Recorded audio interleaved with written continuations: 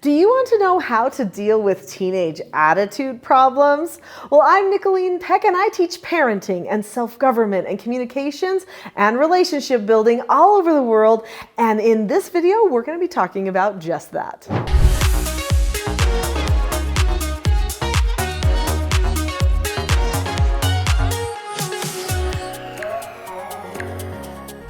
In this video, I'm going to talk a little bit about attitude problems, which I know quite a bit about because I was a person who had attitude problems, and I've parented many children over the years doing foster care and having 4 children of my own. I'm also going to share with you 3 tips that you can use as you are dealing with attitude problems at your house. Everything I talk about here on this channel relates to self-government. This is the Teaching Self-Government channel after all. So what is self-government? Self-government is when a person learns cause and effect. They also learn about their own behaviors. They're not afraid to do the hard job of analyzing themselves. And parents often want to know how to teach their children self-government. Well, that does require the parent to learn self-government too. Now, one of the key things in learning self-government is for everyone to plan ahead. So you can't pick the proper path to take if you don't know which one is going to lead toward the best outcome. So as a parent, you decide ahead of time what type of parenting you want to have, right? You don't just shoot from the hip in the minute. And if you do, maybe it's time to do a little bit of planning. In fact, there's a lot of resources that I have to help with that type of planning on my website, teachingselfgovernment.com. But in this video, let's specifically talk about attitude problems. So I was one of those children that had attitude problem a lot. In fact, I'm pretty sure I gave my parents all of their gray hairs because they were always worried about trying to get through to me. People who have attitude problems oftentimes put up walls. They pretend like they're not listening. They act like what you're saying doesn't really apply to them. They talk back a lot. They just seem to have this sour attitude, right? All the time. Well, there are things that we can do to help them be able to be understood in a more productive way. Because really, that's what they're hoping for someone to understand them, care about their thoughts, and maybe even help them solve some of their problems. They just aren't going about asking for it in the right way. So the first tip for handling these attitude problems is to pre-plan.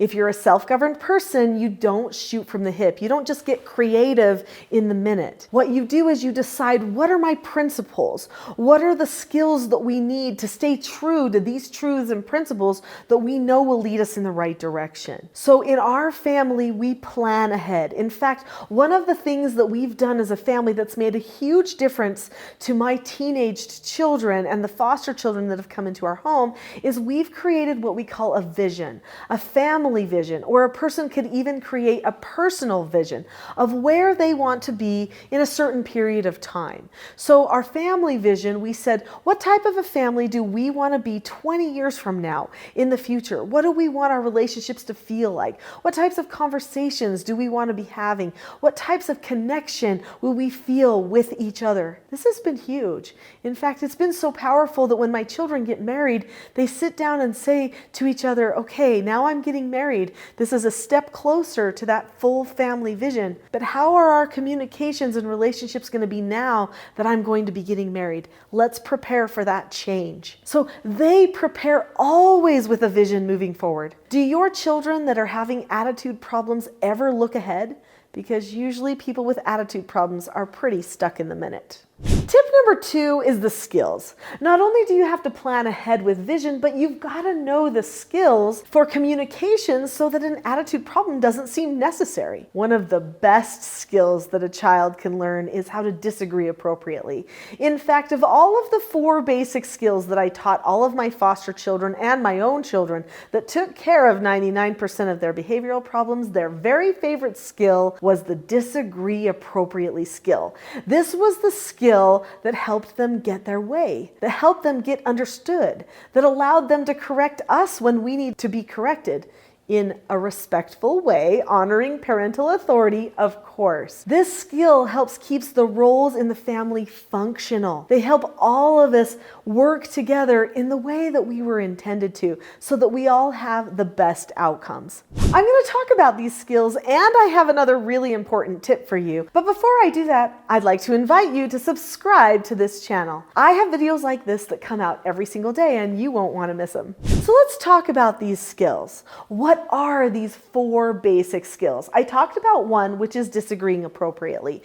That skill is a 7-step process for how that you seek to understand another person and get understood as well. There are 3 other skills that are part of these 4 basic skills. They are following instructions, accepting no answers and criticism, and accepting consequences. If a person is going to be able to conquer their attitude problem, they have to acknowledge when they've done something wrong, which means that they have to be able to accept a consequence. So what does it mean to accept a consequence? It means that a person is able to look at you, keep a calm face, voice, and body, and say, okay, or ask to disagree appropriately when you have done the skill of an effective correction and told them what they have earned for that negative behavior. They can acknowledge that they did something that they shouldn't have done and that they need to fix or switch directions, change courses. And they do this by saying okay and being okay. After that, they go ahead and do whatever they've earned, and then they check back and drop the subject. This skill teaches them that it is okay to be wrong once in a while. Lots of times children that have an attitude problem are also children that don't want to acknowledge that they're wrong. Tip number 3 is open communication. In order to have open communication, you also must have a good relationship. So those 2 things are very closely linked. And I know some people say, well, without open communication, how can I have the good relationship? Well, you can start feeding one or the other, and both of those things come together. It's important to have good discussions with your children. I know sometimes when someone has an attitude problem, they put up a wall, and it seems like you can't break through that wall. But you can have deliberate conversations with them at times when there isn't an attitude problem happening, or at times especially when it's just the 2 of you. You're just alone, maybe on a car ride, maybe on a hike somewhere, maybe you go out to dinner and you talk about your relationship. You plan a vision for just the 2 of you in your relationship and what you want it to be like, and then say, you know, I've noticed there's something that keeps getting in the way, and it's probably not just you. But I think both of us have attitude problems sometimes, and we're not listening to each other and really understanding. And I would like to understand you a lot more, which means we've got to have regular talk times. And if we have these regular times and we don't talk, we can still just sit and enjoy each other's presence. But I think I'd like to have a regular talk time with you. So then you schedule it once a week, same day, same time. Pick a time that you won't forget. And now it has to be sacred to you. Top priority. You will have this time to discuss. Hopefully you'll also open the door to discussing many other times as well. During this time of open communication, what you want to be doing is really seeking to understand that other person. They need to know that you care about their thoughts and feelings, and that you're going to help work them through those things without judging them, but also helping them not get stuck in places that are not going to be productive for them. They need your leadership. They need your guidance.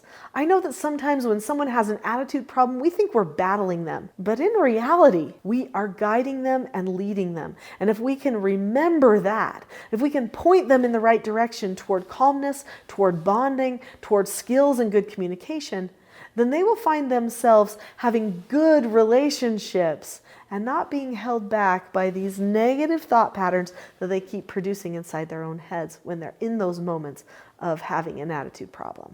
We've been talking about attitude problems. Did you know that many children who are displaying attitude problems are strong-willed children? If you've liked this video, I'm pretty sure you will enjoy the next one, which is how do you know if you have a strong-willed child? Click on that link now. I'll see you there.